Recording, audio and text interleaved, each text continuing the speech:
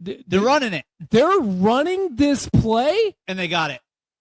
Oh, they didn't get it! They didn't get it! But there's still a second. 1 effing second. Are you kidding me?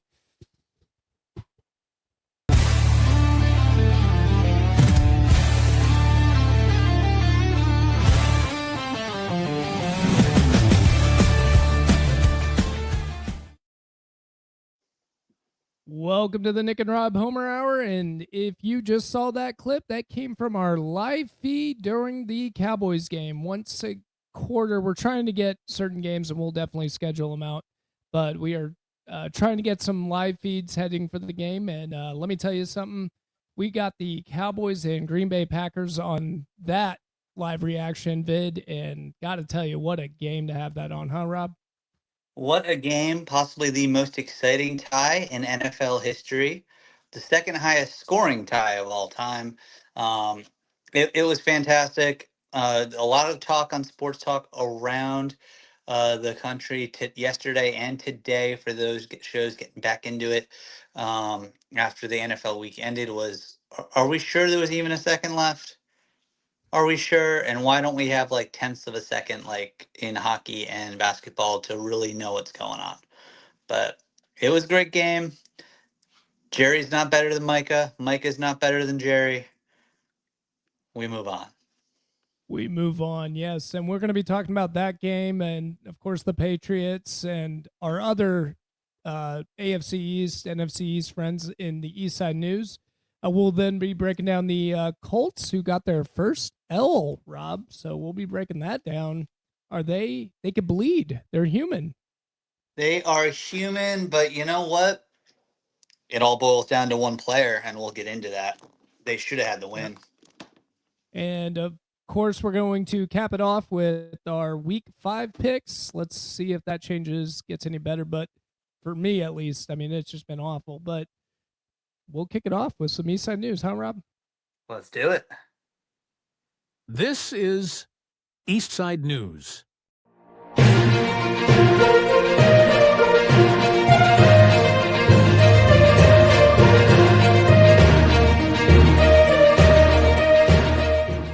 This is Eastside News, and why not? Let's get into the game of, I would say, the week. I think we could all agree with that. The most exciting tie in NFL history. The Cowboys against the Green Bay Packers, and what a game it was. Cowboys are moving 1-2-1. I always hate that in the record books when you have ties at the end of it. And then the Pack, it just confuses me on standings and weird things like that. I just don't know what it means. And then when you have the Green Bay Packers, they're at 2-1-1 right now. So little strange that we have those ties out there. Crazy stats going into this game. I mean, the teams combined for 58 first down, just shy of the NFL record, one shy away, 59 first downs for both combined teams. So it was definitely a crazy one to watch. And the adjustments in the first half, neither team could run. In the second half, neither team could stop the run. It was wild. It was like we were watching a championship boxing match where for the first, 4 or 5 rounds, they were just feeling each other out. And then it get to the second half of the fight and they're like, screw this. Who needs to defense? Just throw haymakers to the face. Let's go. And it was like two fighters standing in the middle of the ring, just throwing their best shots at each other. Yeah, it was an exciting one. They were running. The offenses pretty much did whatever they wanted out there. They were just picking up first downs, getting touchdowns. I mean, you look at Jordan Love's stats. He had 31 for 43, 337 yards, 3 touchdowns, no interceptions. And then, of course, Dak Prescott, who was 28 for 42, 319 yards, 3 touchdowns, no interceptions. But more importantly, on the Dak side, especially with into this game against Micah Parsons, they recorded a sack in the record book as 0 yards. Yep. But the most crucial tackle of the game? It was crucial. Dak Prescott was heading into the end zone for the game-winning touchdown in overtime, and it really could have shaken it up because with the clock management that Jordan Love did at the end, it would have been the game-winning touchdown for sure. You know, I mean, there's a lot to get into this game. One of the biggest ones, obviously, is that our defense, oddly, after allowing 40 points, looks a little better. At least we have somewhat of a pass rush. We did get a strip sack and got it back for a George Pickens touchdown. That's how we responded to it. So, weirdly enough, the defense looked a little bit better, but man, that zone coverage, whatever Jordan Love wanted to do out there, he seemed to get. And the worst part about this defense by far for the Cowboys is this third down conversion rate. They are by far the worst in the league. They were at 56% during the game. It only went up because I don't remember that many third downs being stopped, one of them being in overtime. And what they do on that one, Rob? Converted on fourth down. So this defense is still a train wreck. There's a lot to work on, but there was little glimpses of hope. I do see some improvement there, but the big thing that we got is this Green Bay Packers defense was the best heading into the league, heading into this game. And Micah Parsons was supposed to eat Dak Prescott's lunch, and Dak outright did not let him the entire game. It was amazing what he did out there to combat Micah Parsons. Yeah, it was good. Dak kept moving. And then, yeah, on the defensive side of the ball, we saw glimmers of hope. Uh, Shoddy had said leading in during the week that changes were coming. Were there seismic changes? No, but Diggs didn't start. And then it seemed like he had a chip on his shoulder. He made several big impact plays throughout the game. So maybe he is better not seeing himself out there right for the first play. Um, they're taking baby steps, but it's steps. It might just be that they're looking for players that are going to be into the Eberflus system, and now they're starting players and dropping players. Who, if you're not with us, then you're out, and you're not going to be starting for this team. And Eberflus just might be getting a grip on it, doing it with an iron fist, where he just says, "I don't care if you don't understand the system, the zone coverage. I don't care. You're going to have to learn it if you're going to be with me." I don't think it'll pay off in the long run, but who knows? Maybe he'll get everyone in gear and they'll get a little better. But there has to be an improvement there because this team's defense by far is the worst in the league so far. And guess what? Who's number one in offense right now? The Dallas Cowboys. They're number one in offense as well. And they're playing against some of their opponents. The Giants have a good defense, the Eagles have a good defense, and the Packers have a good defense. And it didn't seem to stop Dak. He seems to be attacking it, and we're running the ball, we're passing the ball.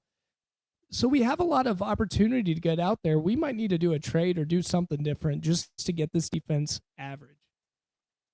Yeah, I mean, the offense looks so good. If they could find a way to help that defense out and get them contending for a playoff spot, you'd start hearing not Micah, sorry, he's the Packer. You'd start hearing Dak mentioned in the top 3 or so of MVP candidates with the season he's putting on so far.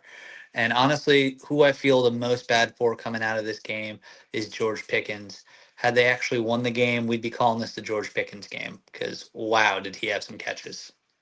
Yeah, he lit it up. He got 2 big touchdowns over there, 134 yards, 8 receptions. He put on a show. There was double coverage there to get that game winning or game. They were going to take the lead before regulation, and George Pickens caught that thing with double coverage, and it didn't make a difference because he jumped up and got it. So Pickens looked like a stud out there, and he had to because CeeDee Lamb was out this game, and someone's got to step up as a number one, and George Pickens did a wonderful job at that.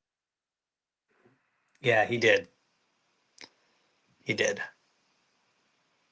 Sure. So I got to say, uh, scale 1 to 10, what's your enthusiasm for this team now going into next week?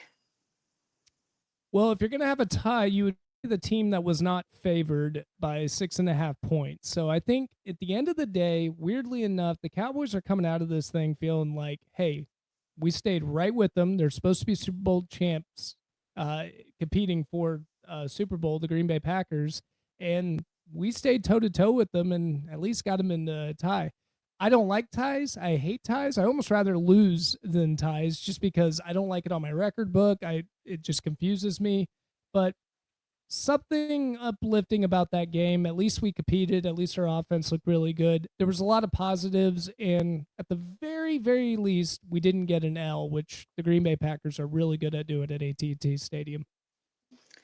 Yeah, that's true. They stopped the bleeding as far as the Packers winning in Jerry World, so that's good. And if they can reel off some wins and get into playoff contention, having that tie is gonna help them down the line because it's not a loss, so it's gonna edge them ahead of some teams. But I mean, I think we need to see seismic changes on the defense before there's any thought of them snagging a 7 seed. Yeah, and the only positive there was it looks like it's going the right direction on that end. At least somehow it weirdly looks better than what it was before, at least aesthetically. But they've got a long way to go, and they've got to get that improvement out because this team could compete, and I don't want to waste a year. I know this is supposed to be a throwaway year because you get traded away Micah Parsons. You got 2 first-round draft picks for him. But I hope Jerry looked at this game and said, okay, this team, it can compete, it can make the playoffs, and it can make a run if we can get this defense to at least mediocre out there. Um, Big shout out to Micah Parsons out there too, because although he still does not like Jerry, he made that clear as day. He is not friendly with Jerry right now. Might be one of the few players that leaves Jerry Jones and does not make amends with them later. Micah runs hot that way. It wouldn't really surprise me, but he did give mad respect to Dak Prescott. He said specifically, "I beat the lineman every single snap. It's just my Dak knew how to get away from me, and the game planned well to stop me." So credit to Micah Parsons. At least he was a good sport about it. Gave credit to the coaching staff. Gave credit to Dak, and I really did appreciate that. And Dak only had good words to say back to Micah. So, uh, those two are getting along, but no love lost when it comes to Micah and Jerry because I think that hatred, at least on the Micah side, is completely real. He is really upset. Yeah, and he should be because Jerry fumbled negotiations. As far I'm gonna just like we'll always say Dez caught it. I'll always say Jerry screwed up this negotiation. But fun fact I found out: Micah's family still has access to their like field level suite for the for Cowboys games. So they were all in that suite. I don't know if they had it just for the game or if because they bought it for the season they're now stuck with it. But that was just an interesting little tidbit I saw afterwards, which is why there was so much of his family there. And it wouldn't even shock me if Jerry cut him a deal or something like that. Jerry wants to make amends. He just likes the story. He's used to people hating him. So for him, he's like, hey, we could be friends again. But Micah, on the other hand, I did not sense that. And he doesn't talk that way too. He's usually pretty friendly, even on to his opponents, like I mentioned for Dak. He's usually pretty friendly to everyone, even though he's such a competitor. I don't think he likes Jerry. I'll tell you that. I just do not think he likes Jerry. Don't think many people do. Did any reporters end up asking him about that big old cut he had on his face? Oh, Dallas media was lighting it up. No one actually asked him about the that directly, probably because he told the media, let's not talk about it. But I'll tell you what, sports radio stations here in Dallas and then the podcast I listen to, The Dumb Zone, it was a huge topic of conversation. We're not the only ones that pointed it out. Jerry does not look good. Something was weird that game. I think he might have had a couple too many Johnny Walker Blues heading into it, and wouldn't be shocked if Gene Jones found out a new problem child that Jerry has and might have not that I condone that. I mean, it looked like he'd been punched. It wouldn't shock me. Maybe Micah found him in the locker room and confronted him. He didn't have the cut before the game though. They must have done a lot of makeup or something for the pregame show. So it was really weird and bizarre seeing it when he was out there showing cuts toward him during the game.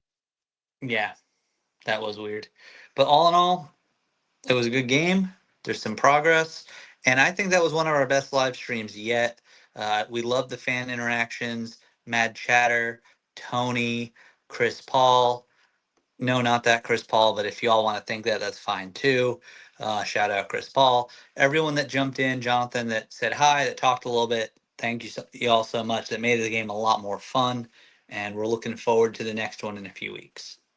Yeah, for sure. It was a blast and nerve wracking for me, as you could tell, but Rob did a good job of keeping the ship on the helm while I was panicking, yelling, screaming. Which, if you want to check out just the reactions, if you don't want to watch all 4 hours of it, because it did go in overtime all the way to the end, you can just watch the reactions of all the touchdowns that happen or big plays as well, too. So it was lots of fun. Can't wait to do it again, and it should be a blast. We're probably not going to do a Cowboys game because my adrenaline can't handle it right now, Rob.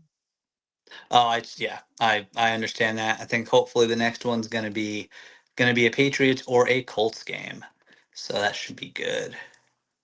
For sure. So, what you got going on the AFC side, Rob? Yeah. So in the AFC East, we'll talk about those other teams first. Um, we had some interesting stuff happening. Uh, Buffalo Bills, they took the first half off kind of against the New Orleans Saints. Going into halftime against the Saints, the score was 14-10. So it wasn't looking good, but don't worry. Buffalo woke up in the second half. They put up 17 to the 9 of New Orleans and had a comfortable victory, 31-19. So that was good.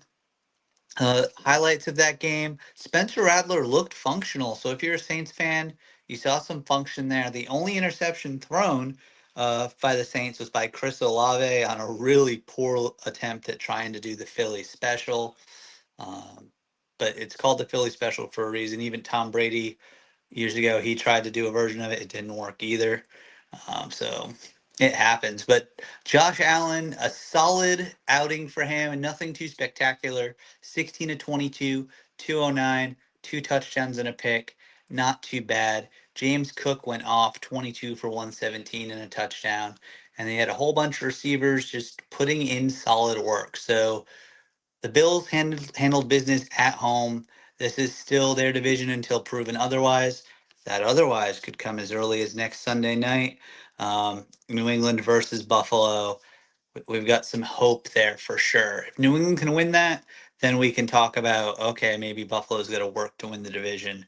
But if Buffalo wins that, they can start printing their division championship gear and their merch and selling it because they'll have it locked up. The other two teams met in the AFC East Toilet Bowl. That was, of course, because that's just how it works, was a nationally televised game last night, um, in which Miami ended up winning 27-21. It's not nearly as close a game, and it was not nearly as close a game as that score would indicate. It was 10-3 Miami at halftime, and then Miami put up 14 points in the third, and then but only three in the fourth that let the Jets kind of close the gap. New York fans all over the internet were freaking out during that first half. They were so mad at Justin Fields. They were so mad at everyone else. But in the end, I will say Justin Fields 20 for 27 for 226 and a touchdown, no picks. He did his job. He just had a little bit of a slow start coming back from injury. So it took him a little bit to get his sea legs. Garrett Wilson lit up. Again, it took him a little bit to get going. So then once he got going, Garrett Wilson, his favorite target, got going for 6 receptions, 82 yards, and of course a touchdown. Um, Rushing really wasn't all that good, though. Brees Hall got 14 for 81, so that wasn't terrible. But Justin Fields actually ended up being the leading rusher by average. He was 7 for 81 with a touchdown. So you let Justin Fields move around a little bit, good things can happen. Granted, their team sucks, their defense is awful, and the Miami Dolphins are just this much less awful. Mike McDaniels is let off the hook. Tua 17 to 25 for 177 and two touchdowns, so it's not too bad. Devin Ashane 20 for 99 and a touchdown.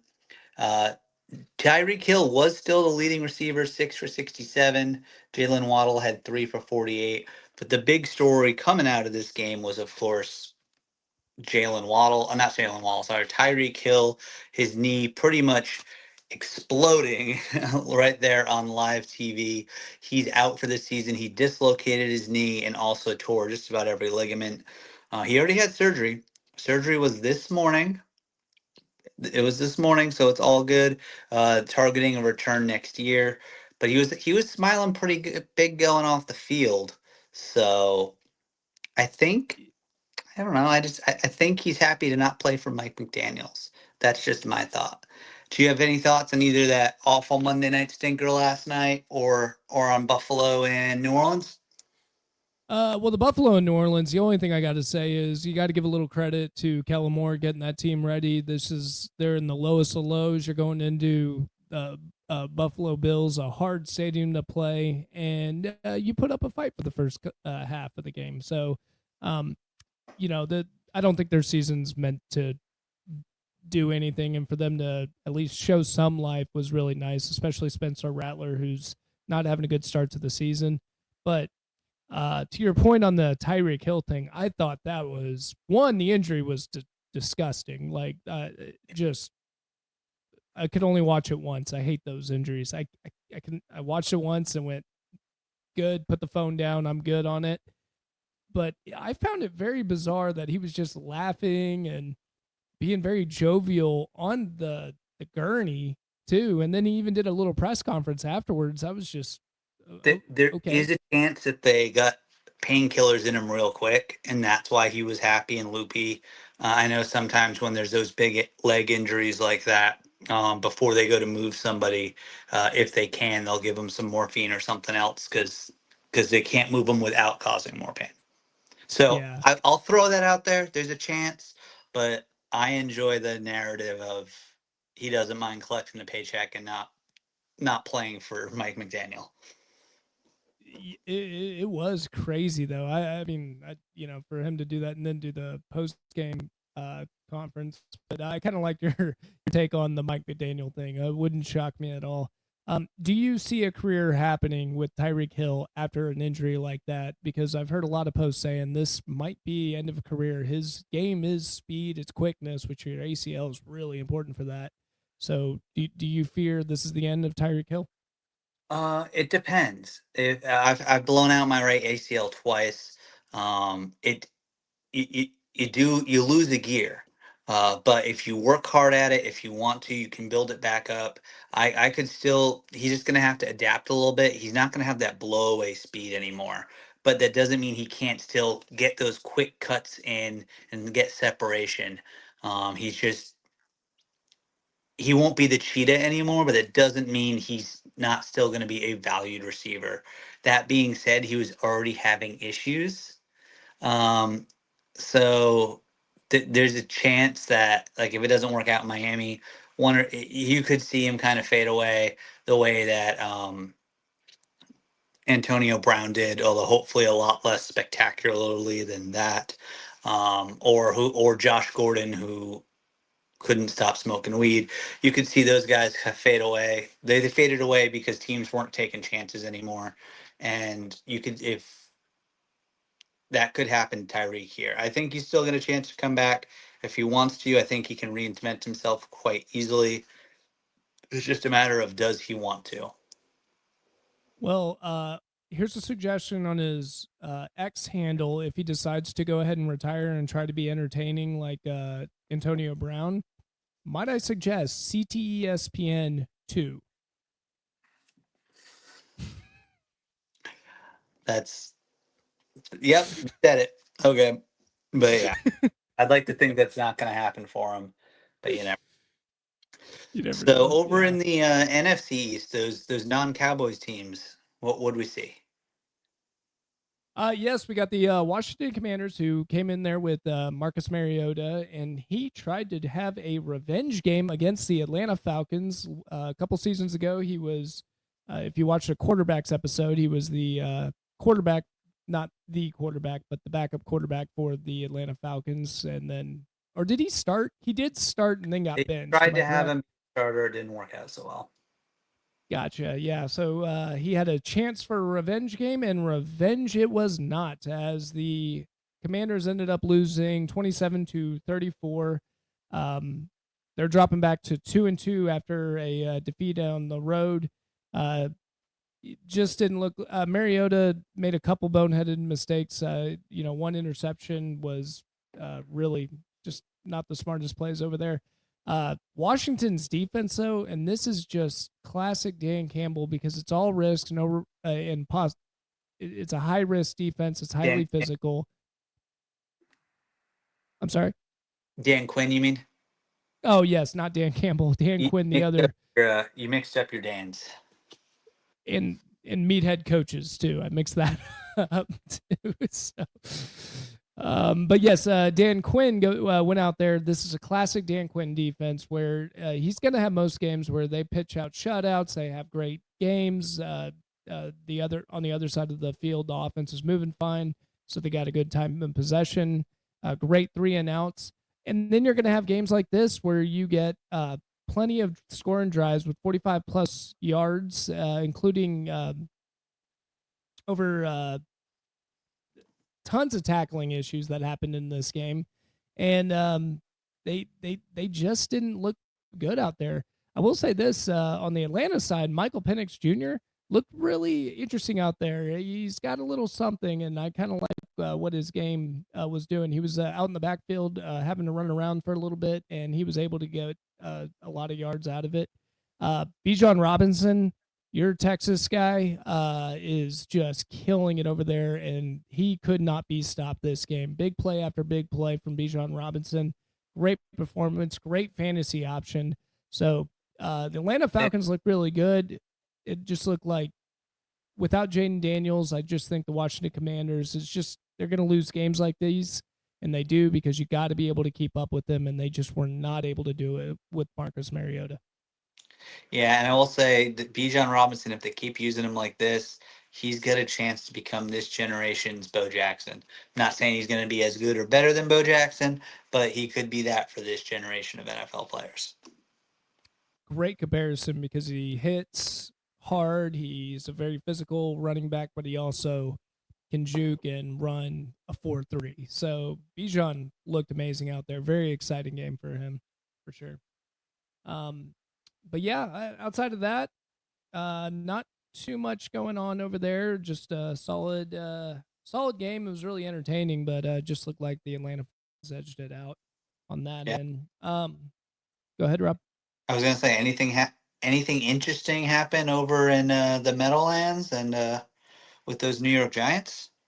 Yeah, that was definitely a big one where the New York Giants were hosting the Los Angeles Chargers, and many people were picking the Chargers. This is one of the highest favorited teams heading into the week, and the Chargers dropped an L. Jackson Dart got his first start and got his first win. And I got to tell you, he looked pretty good out there. I've got little problems watching that game that I could be nitpicky on just because, especially when a rookie quarterback jumps in the league, I always like look for their problems. What are their issues? But one of the issues being, I think he jumps out of the pocket way too much. And I understand the New York Giants don't have the greatest offensive line, but geez, man, sometimes trust him because he kept on running himself into trouble, especially late in the game. But got to give him some credit. And it is a spark that they needed because anytime there was a big pass rush with the Chargers, he was just moving.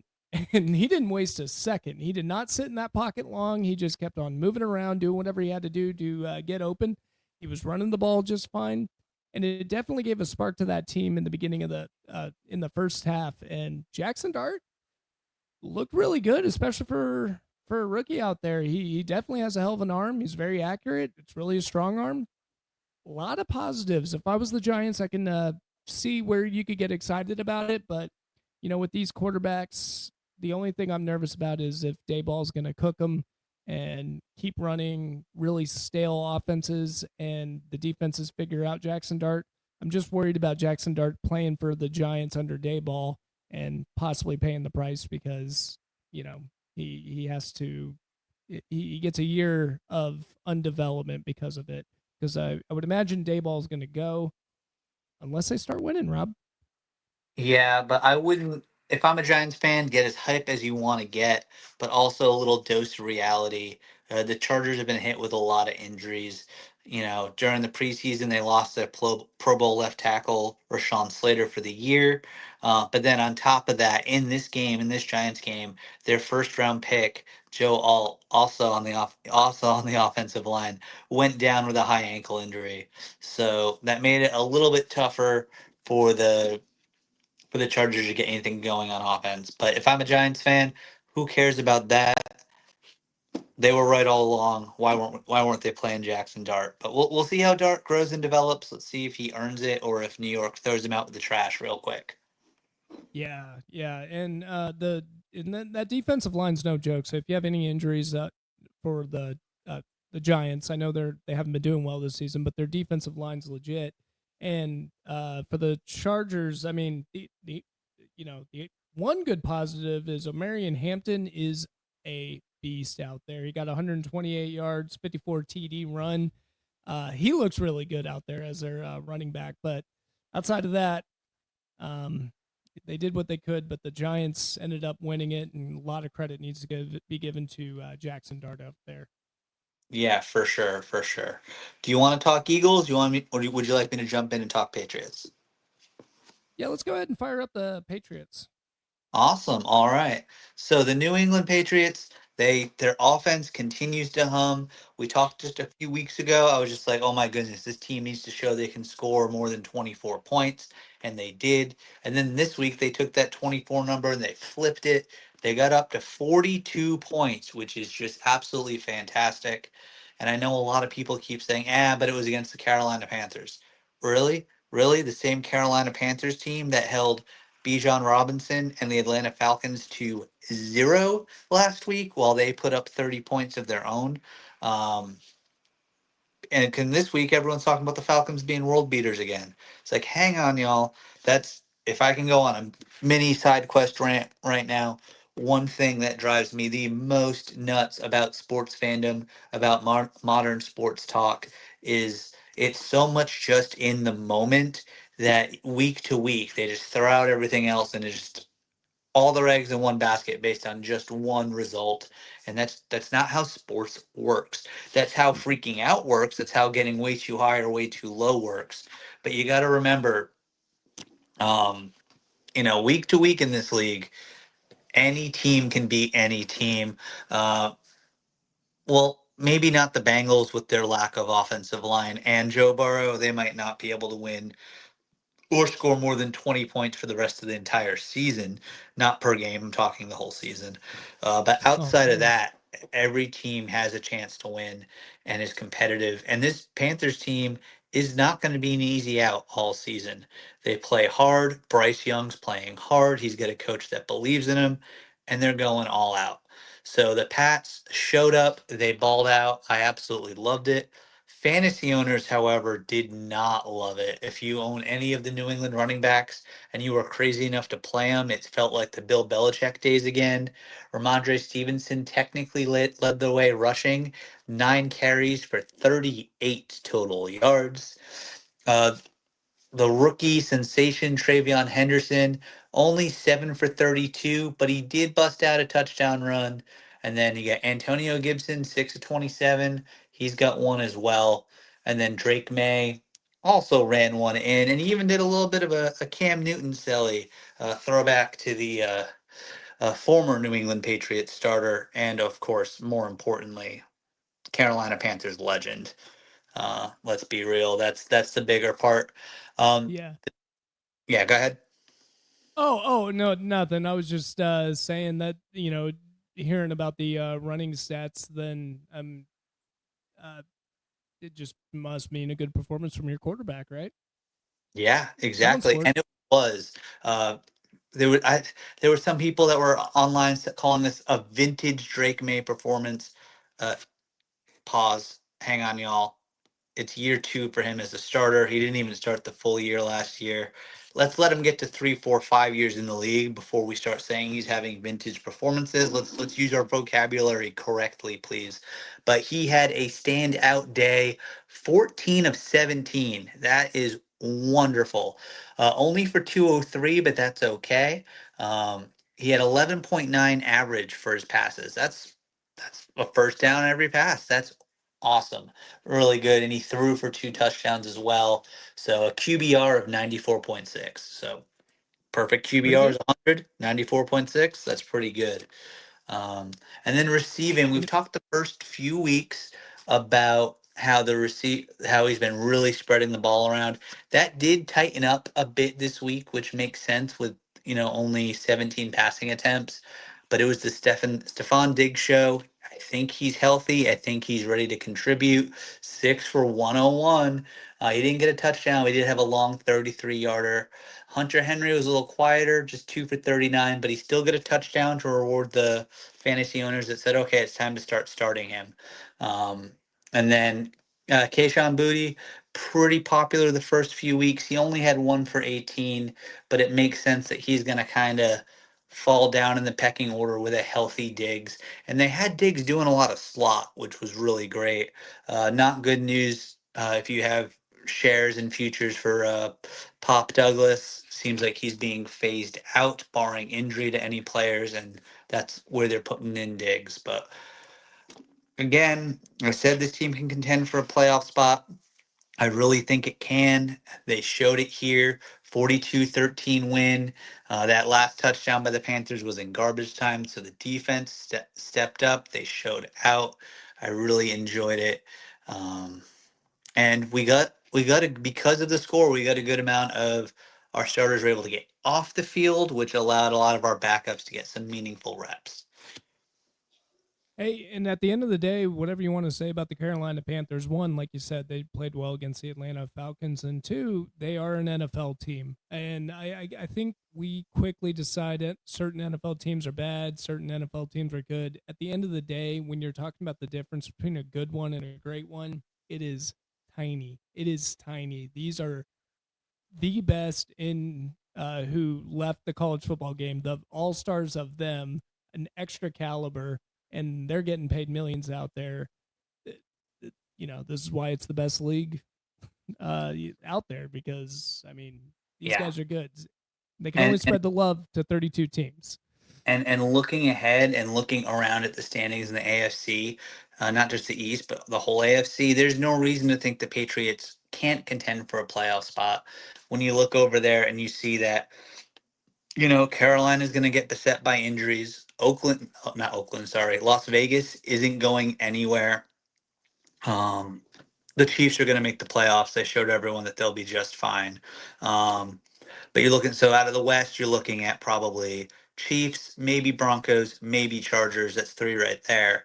But then if you're looking at the South there, or yeah, the other division, you're looking at sorry, the North. The North. There we go. It's the North. Um, the North's ravaged. I think at this point you have one playoff team coming out of the AFC North, and that's the Steelers. Unless Lamar can bounce back and they can go on a run, but it looks like Lamar is going to be out this week too, which would drop them to 1-4. The Bengals are non-competitive. The Cleveland Browns don't know what they're doing. They don't have an offense. So that's three. That's four playoff spots we're talking right there. Look at the Colts, which we're going to get more into the Colts later. They've probably got a spot. That's five. So then, but I doubt. And so then we're looking at 6 and 7. Buffalo Bills are in. So you're looking at probably the Texans, Jaguars, and Patriots as the teams duking it out for that last spot. I like my chances against those teams.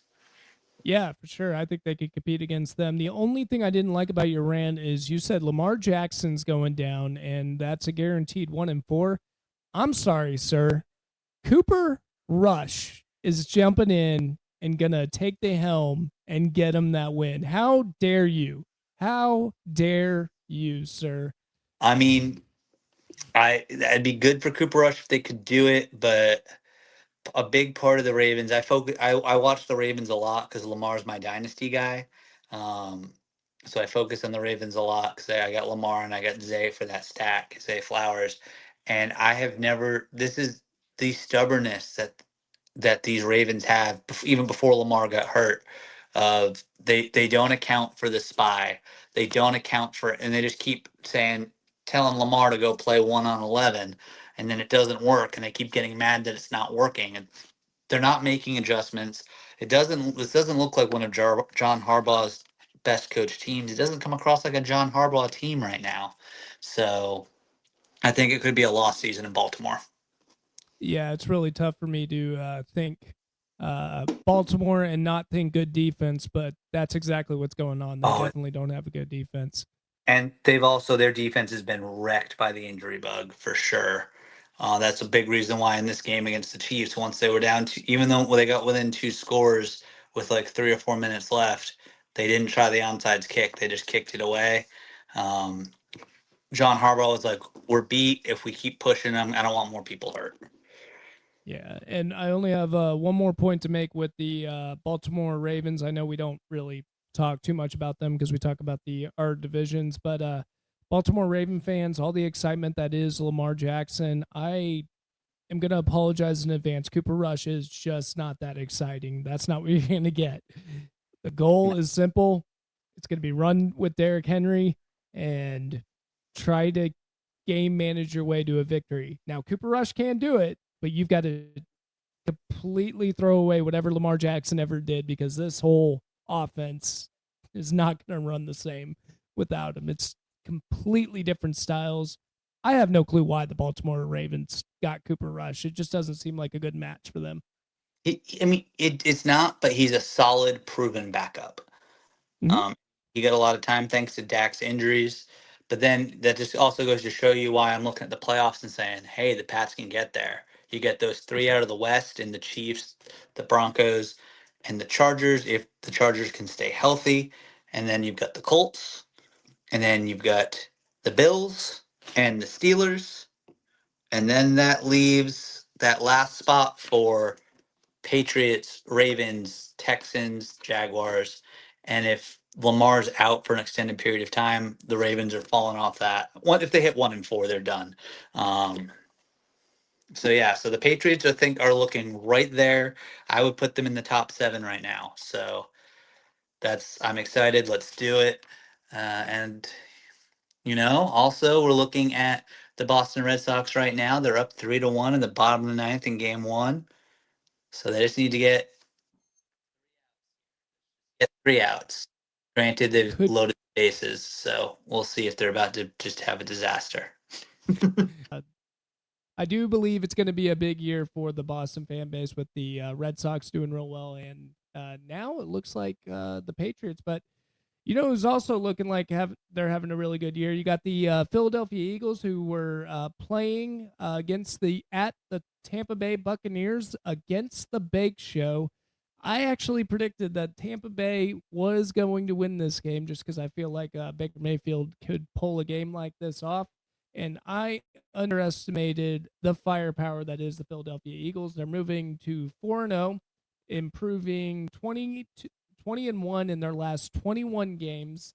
Prior to now they're 21-1 in the last 22 games. And man, it was a heck of a game. They ended up winning 31-25. Big play that they've been talking about is the fake tush push, where they decided to hand it off to Saquon Barkley, instead do a little counter. Everyone in the NFL knew they had that in their bag, but when were they going to use it? And they decided a hell of a time to use it. Fooled Tampa Bay for sure. That defense looked really good out there, even when they were playing against Baker Mayfield. The biggest problem that I have with the Philadelphia Eagles is not their front line, because Baker was struggling all game long when it came to the pass rush. He was getting his butt kicked. They were blitzing, and he was struggling. But even when the secondary did a bad job, like, for instance, when Baker Mayfield threw two 70-yard passes, one of those, he threaded a needle that you couldn't do anything about. You could not do anything about, and he ended up threading that needle where the defenders just couldn't do anything about it. And It was a pretty impressive game for the Eagles. Baker Mayfield did have a chance to come back, get it back in gear. It was 31-23 with two less than 2 minutes left to go in the game, and Baker Mayfield, who has been doing a great job on these 2-minute drives to get game tying or game winning touchdowns, could not pull it off this time because the pass rush was too much. They blitzed him, they sacked him, and he could not recover from it. Overall performance, the Eagles got 200 total yards. The Buccaneers got a total of 376 passing yards. The Eagles doing what they do best, just throwing for 130, making, I'm sure, Devontae Smith and AJ Brown really happy over there because they're not getting the ball like they think they should. Rushing yards was only 70, where and the passing yards for the Buccaneers was at 289. Turnovers, the Buccaneers had one, and time of possession fell to the Buccaneers' favor. Jalen Hurts had a really good game, 15 for 24, 130 yards, 2 touchdowns, no interceptions. Saquon Barkley, not a great performance for him, 19 attempts, 43 yards, but he did get a touchdown. And a hell of a pass by Devontae Smith to get a big touchdown. He got a total of 4 receptions, 37 yards, and 2 touchdowns total for the game. Baker Mayfield, 22 for 40. His percentage was terrible, 289 yards, got 2 touchdowns, 1 interception, but Bucky Irvin held his own with 63 yards, 0 touchdowns, but 1 touchdown, and also 5 receptions for 102 yards and 1 touchdown, not 1 rushing touchdown. But I got to tell you, they're looking really good. Tampa's a hot team heading into this, and they were home. They should have put up a much better fight.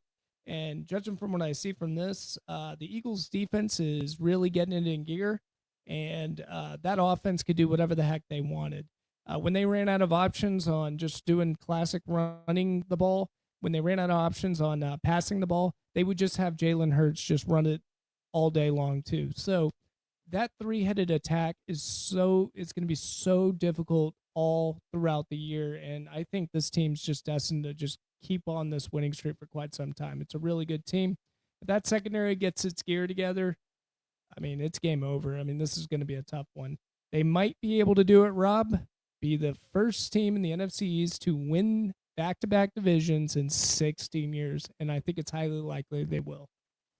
Yeah, they looked absolutely fantastic. I would say right now that they are the best team in the NFL. They're the most complete team, and they keep showing it. I loved the fake tush push. Now it's going to make the tush push even more successful because teams are going to be so hesitant in case they run the fake again. The fact that they haven't used it yet has been surprising, but another tool in their bag. Um, I know we joke a lot about Daniel Jones for only half joking really now. Daniel Jones for MVP, but Jalen Hurts he's going to be right there for it at the end of the year. For sure. He looks really good out there. And speaking of Danny Dimes, should we go ahead and get into what's going on with the Colts? Yeah, because there's some things happening with the Colts.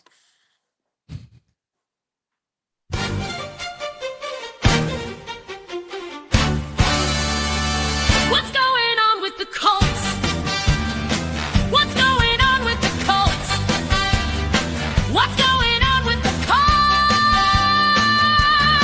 Is it go blue? Let's ride.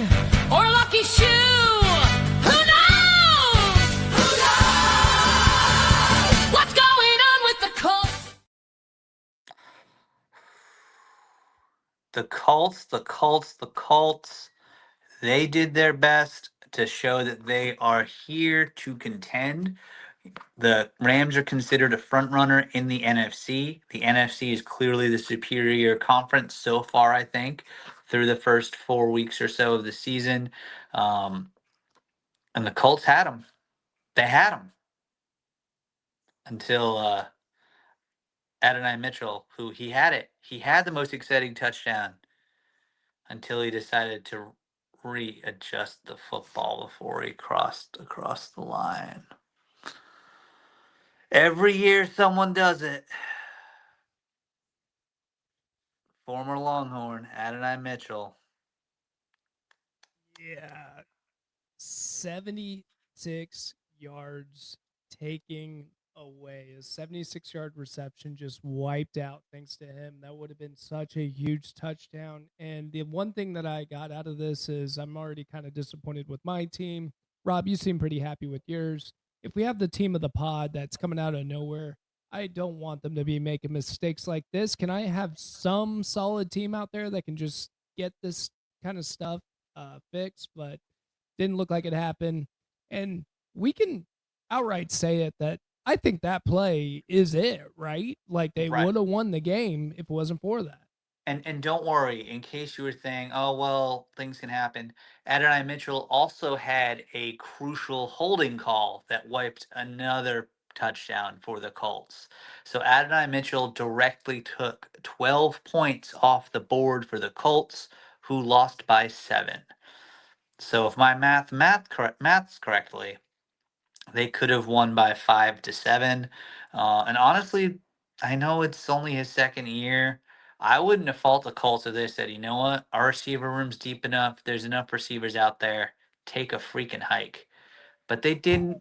They're sticking with them for now. That But was a 76-yard reception. Come on, Rob. You gotta just for a mistake. we had 2 big mistakes. And they have other Man. receivers. But I'm happy they didn't cut him. I think he's going to learn from this. He's either going to learn from this or he's going to become this year's James Toney. What was it? Last year, 2 years ago, just Toney, every time the Chiefs needed him to come up big, he just did something boneheaded. But they had so many injuries, they had to keep playing him. I hope that's not Adonai Mitchell's fate here. I hope he grows and learns from this and he can watch himself go somewhat deep in the playoffs with the Colts until the Patriots knock them out of the playoffs. But, um, I know they lost, and I know that sucks, but the Colts are for real. Well, I'm looking at the numbers right now, and I am so confused how the Colts even were in this game. Like if you look at total yards, the Colts only had 333. So you're going, oh, but it's a close game, so they must have had a really good defense. No, because the Rams had 462 yards, 360 passing yards, and 102 rushing yards. So I am just genuinely confused. It was amazing that they were able to stay in that game. I guess it was just big play after big play that kept them in it. But if you look at the numbers, it looked like they got beat down for sure against the Rams, but somehow stayed in contention. So even on their worst day, that's a Super Bowl contender. Danny Dimes himself was 24 for 33, only got 262 yards. That's actually impressive. One Yeah. touchdown, but the old Danny Dimes is back. He's threw 2 interceptions, and he needs to get that out of his system for sure. Yeah, and granted, this is far and away the best defense and the best team the Colts have played so far. So some of that's to be expected.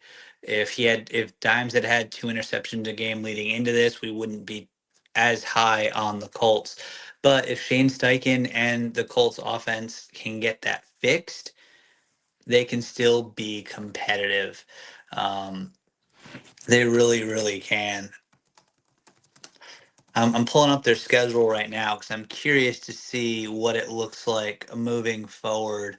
So they've got the Raiders next week coming into Indy. So you got to win there. Cardinals next week coming into Indy. That should be a very competitive game. They should be able to compete for a win. And then from there, they got the Chargers. That's gonna if the Chargers are healthy, the Colts are going to be hard pressed, but then they get the Titans again. Then they get this is a team that could win 12 or 13 games based on their schedule. But this is also a team where late in December they got. So we'll see if the Jaguars are for real. In December they go. This is their 4-week stretch in December. At the Jaguars, at the Seahawks, 49ers come to town, Jaguars come to town. That's If going to they be tough. if they go 3-1 there, I'm sure they're division champs. They're definitely in the playoffs. if they go 2-2 or worse, we might be pulling our hair out and saying what's going on with the Colts, blowing a season just the way the Mets have blown it. So they've got a chance, man. Anthony Richardson, who? Right.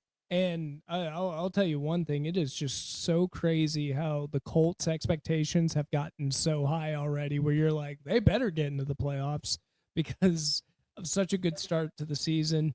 If I'm a Colts fan, you're going to have games like that for sure. So I wouldn't worry about that. Speaking of having a Colts fan, we would love to have one on the show too. I Yeah, think I I got an believe. offer. Yeah, Chris, that guy Chris is a Colts guy, right? Or he knows a Colts guy.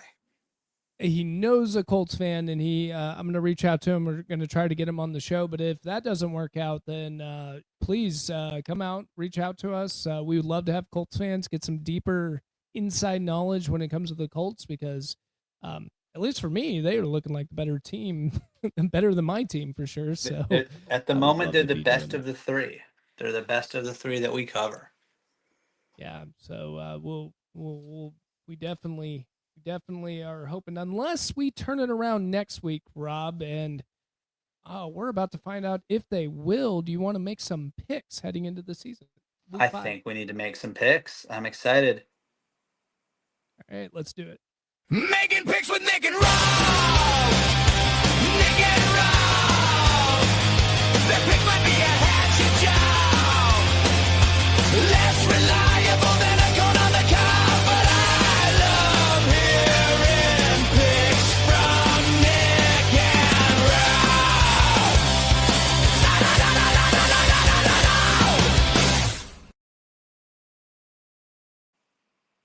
la. Let me tell you something. That song is so fitting with me right now. I am a hatchet job picker right now, and I am less reliable than a corn on the cobs. It is awful. Do you I am. Do you I have don't know our what to do records? anymore. Do you have our records in front of you? I do not have our records in front of us. No. All right. I just know what I did. We'll have the updates through 5 weeks of picking. So Yeah.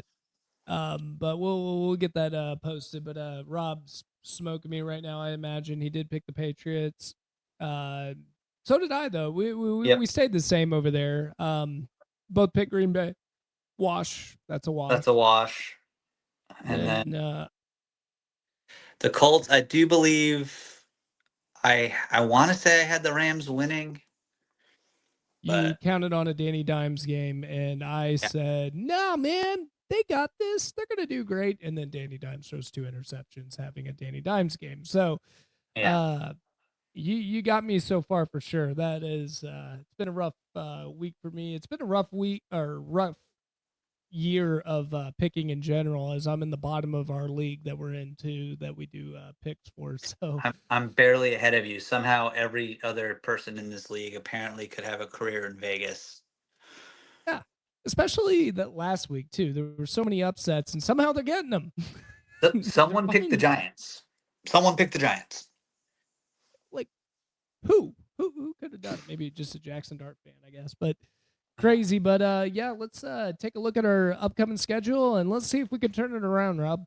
Let's see if we can turn it around. So the first game on the docket, let's talk Colts. Raiders at the Colts. How are you feeling there, Nick? I think the Colts should stomp them. I am not excited about the Raiders at all. The Colts defense, I think, is the highest like my favorite part about this team, and they do a really good job with that. Geno Smith, he's got the little pick. He's a little pick happy right now. I don't know what's going on with him. He's adjusting. Chip Kelly has a notoriously quick, fast-moving scheme that's never quite been Geno's. Well, it was Geno's style way back at West Virginia, but he hasn't really had to play that style in a long time. I think he's adjusting a little bit. But yeah, I find it weird that Chip Kelly is working with Pete Carroll just in general, because the two philosophies don't collide. They collide. And they were. Oh no, wrong. I was gonna say they were big time rivals. They weren't. That was That was Jim Harbaugh and Chip Kelly. That were the big time rivals. Pete had already moved on to the NFL by then. But yeah, they do it. But that's why I really appreciate Pete Carroll as a coach. Um, he's smart enough to bring in all sorts of visions and to bring it all together. Doesn't He's not worried about style or what meshes with what. He wants to. He can look at his roster, say this is what they need, and go out and get what they need. That's why he was so successful at USC. That's why he was so successful in Seattle. Had he not followed Bill Parcells way back when in New England, we may have never had Bill Belichick because Pete Carroll might have been there for a while. Um, Mm-hmm. I but guess, man, but I just felt like Chip Kelly, everyone's caught up to him, and Chip Kelly never evolved his offense beyond that. I mean, it was innovative at the time. It was so cool when he first hit the scene because the philosophy was genius. Just make them run, keep the defense on the field, never let them do substitutions, and but everyone's kind of caught up with it now. I mean, he is evolving a little bit, though. I mean, he's got a national championship ring on his finger from Ohio State last year. So I think he's finding ways to marry the systems. But I know we just started talking about Raiders a lot there. But are you going Colts here? Yeah, I just think the Raiders is a dumpster fire right now. I just don't think they're that good of a football team, and I'm Yeah, just not buying that's into it. that's totally fair. In our previous segment, I was looking at the schedule. I said, "Oh, Colts, this is definitely a win." But hear me out here. I'm looking through, and I'm just going to list AFC teams here. Cleveland Okay. Browns 1-3, Raiders 1-3, Jets 0-4, Dolphins 1-3, Texans 1-3, Titans 0-4, Bengals technically are 2-2. Um, but that's a lot of 1-0 win teams.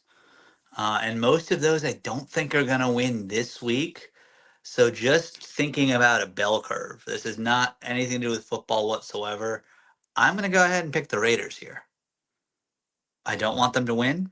I don't think they should win, but I think this is a game that's going to shock the NFL, and I think that could be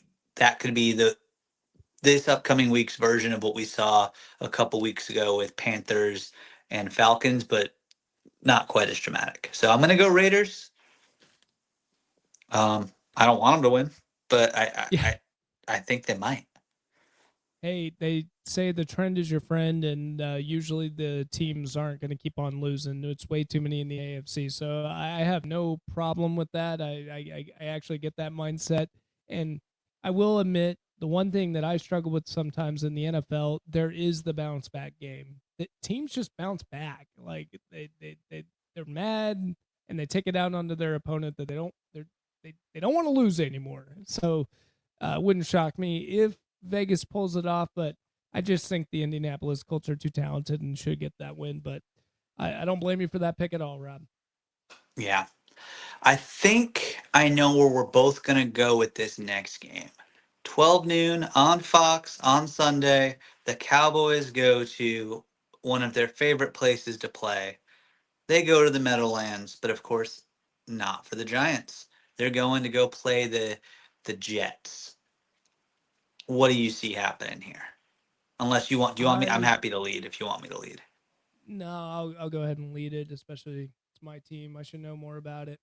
Here's my concerns. Here's my concerns with this team.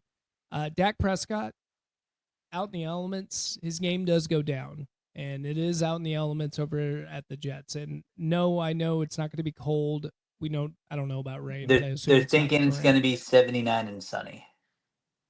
Right. I just have a feeling that Dak Prescott just does not play. If it's got a little wind to it, he doesn't play as well. He loves his domes. Now, it might be dome like weather, and if it is, Dak should kill it out there. But if there is any wind factor, what do you got on wind? Did they tell you that? Uh, It's just let's at the see. Meadowlands. There's typical wind there There's usually, right? typically wind there for sure. Let's see, MetLife Stadium. Let's go to Sunday. High of 81. Uh, southwest wind, just 5 miles an hour. Okay. All right. Well, I mean, if those are the elements, then Dak should just be fine, and I think it'll be okay. Still really nervous about this defense. Still a little nervous how we're handling running quarterbacks. I think we did okay, at least stopping Caleb Williams from running it too much. So that's what I'm trying to compare it to. Did we improve in that field? So hopefully we could do the same thing with Justin Fields. Definitely got to practice for it. Obviously, I think the Cowboys should win. I don't know who the favorite is or what the spread is, but I would imagine I would go Cowboys 1.5, just guessing. But the Cowboys should win this Cowboys 2.5. 2.5. Okay, I, I they should win this game. Everything tells me they should win it, and that's when I feel the worst about this football team because I felt that same way with the Bears, and they ended up losing it. So I'm picking the Cowboys, but just because I'm a homer at this point, I wouldn't be shocked at all if the Jets pull this off. Yeah, I'm going to go Cowboys on this one. I think the Cowboys offense is just too good, and the Jets defense is really bad right now. And we saw some flashes out of the Cowboys defense. I'm high on Justin Fields. We know this. I think Garrett Wilson has a chance to have 30 fantasy points this week. But I think Fields will still make just enough mistakes. He's not as talented as Jordan Love, not yet, anyways. So, Cowboys, give me the Cowboys here. All right. And then we're moving on to the big game. That's the Buffalo Bills against the Patriots. The Patriots are playing at Buffalo, if I remember correctly. I'm doing this from the top of my head. Yes, so they're playing at Buffalo. Thursday night game, too. No, I'm sorry. It's Sunday night. Sunday night game. It's a Collinsworth game. Oh, back-to-back Collinsworth. Great. You're going to love that. Mm-hmm. But do you think the Patriots can pull off the upset and snag one over in New York? Do I think they can? Yes, I really do. This is a divisional game. Divisional games can often turn into rock fights. But if I'm looking at everything as I look at it, I if I'm picking to be correct and not just picking with my heart, Buffalo wins this game. I think they'll split this season, but I think they'll split each home team winning. I think Buffalo takes it, but I think it's going to be close. I don't think the Patriots are going to make it easy on them. That being said, if Christian Gonzalez is fully healthy and back, maybe he can get a couple Josh Allen interceptions. Maybe it can go the other way. Stephon Diggs, revenge game. Let's go. But the Pats' offensive line is really going to be tested in ways they haven't been this season. And I think that'll be the difference. I think you're going to see Drake May hurried. I think you're going to see him having to move around a lot and be uncomfortable. And I think he's probably going to have 1 to 2 interceptions and or a fumble in there. So Buffalo, but I hope I'm wrong. I will pick for your heart myself then, Rob. I am, maybe you can call it bell curve. I don't know. I'm making it up. I have no real reason behind it other than I just think I think I think Vrabel's a good coach and I think he's going to be able to pull it off. Their defense is really good, right? You can't deny that. They're playing well. So it's after a big win that makes me a little nervous because sometimes teams get high on themselves, but give me the Patriots. I think the Patriots are going to pull it off. I actually think they can. Yes. I don't think the Buffalo defense is, I don't know. They didn't play that well last week. Maybe they're just got the Patriots on their mind. And it's a Sunday night game, as you just saw last Sunday night. The emotions are high, players get amped, and they play better with that. Drake may go out there and just go kill it. Let's get that win. Stephon Diggs, get your revenge, and I think the Patriots will beat the Bills and take down Josh Allen. That'll be their split. I don't think they're going to get him on the second half though, because I really do like Buffalo. I think they're going to get this one first. Oh, I hope you're right. I so hope you're right. And hey, everyone that's watching, listening along, Tony and friends, go ahead, throw your predictions into the YouTube comments and or tag us on X. Throw them in X comments. Throw those in. Let's see what y'all think. For sure. And speaking of which, Rob, where else can they find us? They can find us in a few places. Hopefully, if you're seeing our beautiful faces right now as I'm talking, that means you're watching us on YouTube. Thanks for finding us. If you haven't liked and subscribed yet, please do.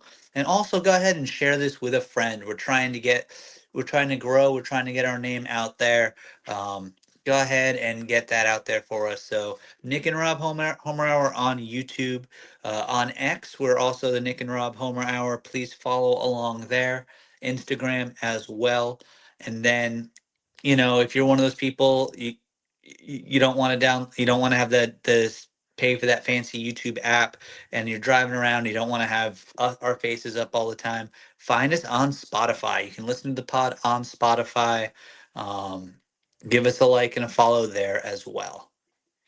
Yeah, and the And great thing about go ahead, Rob. I was going to say, Oh, and for those of you that like those quick hit, quick bites, you want to go back and see what's up. Yeah, our shorts are on YouTube, but you can also find us where, Nick?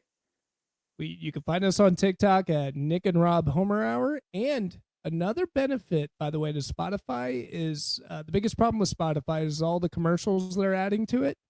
Good news is we don't have enough viewership.